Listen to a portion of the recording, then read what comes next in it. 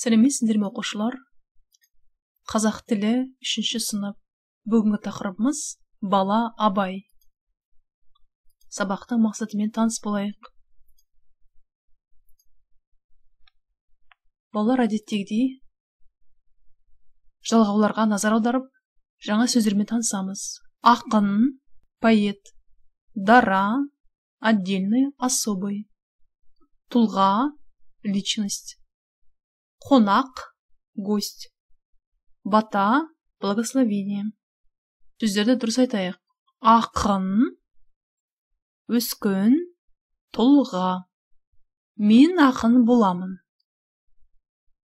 Мен ақын боламын. Сен ақын боласың. Сіз ақын боласыз. Ол ақын болады. Жуан сөзге жуан, жалғауларды жалғаймыз. Твердое слово. Добавляем твердое окончание. Мын, сын, сыз, ды. 46-шы бет оқылым айтылым тапсырмасы. Атақты ақын бата береді. Тыңдалым айтылым тапсырмасына кезек берейік. Абайдың ауылына атақты Дулат ақын келді. Абай әжесінен Дулат ақын туралы сұрады. Дулат ақын Абайға бата берді. Абайдың әжесі Зере өте мейірімді адам. Ол Дулат ақынды құрметтеді. Мәтінді тыңдай отырып, сұрақтарға жауап береміз. Абай кіммен сөйлесті? Абай әжесіне кім туралы сұрады? Қонақтың аты кім? Ол не істейді? Қонақ кімге бата берді? Абайдың ауылына атақты Дулат ақын келді. Абай әжесіне кім туралы сұрады?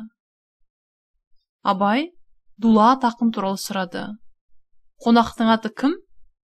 Қонақтың аты Дулат. Яғни Дулат ақын. Ол не істейді? Ол Дулат ақын Абайға бата берді. Бата берді, дал благословение. Абайдың әжесі балалар қандай адам? Абайдың әжесі өте мейірімді адам. Қонақ кімге бата берді? Қонақ, яғни Дулат ақын Абайға бата берді. Біздегі жаңа сөздер, новые слова. Бата, благословение. Қонақ. Осы сөздерді есімізге сақтап алайық. Ақын, поэт. Жақсы балалар. Сұрақтарға жауап беріңдер. Абайдың үйіне кім келді? Абайдың үйіне Дулат ақын келді. Екінші сауал. Қонақтың аты кім? Қонақтың аты Дулат. Үшінші сұрақ. Абайға кім бата берді? Абайға Дулат ақын бата берді. Қонақ не істеді? Дулат ақын Абайға бата берді, оған өлеңдер оқып берді. Абайдың әжесі қандай адам? Абайдың әжесі өте мейірімді адам. Абай өскенде кім болды? Абай өскенде атақты ақын дара тұлға болды. Жақсы балалар. Диалогты оқып сұрақтарға жауап береміз. Оқылым тапсырмасы. Дулат ақынның Абайға берген батасын оқиық. Шырағым, ержетерсің. Ержетсең, сірә, не етерсің? Алысқа шырқап кетерсің. Шындасаң, шыңға жетерсің. Бұл Дулат ақынның Абайға берген батасы. Жарайсыңдар балалар, келесі жазылым тапсырмасына кезек берейік.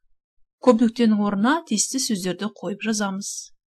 Абайдың ауылына кім келді? Ақын келді ме? Әлде әнші келді ме? Дұрыс нұсқаны таңдап жазамыз. Сабаққа қатысты мақалды бірге оқиық. Жаңбырмен жер көгерер, батамен ер көгерер. Ендеше балалар, сабағымыз аяқталды. Сау болыңдар балалар. Келесі кездескенше.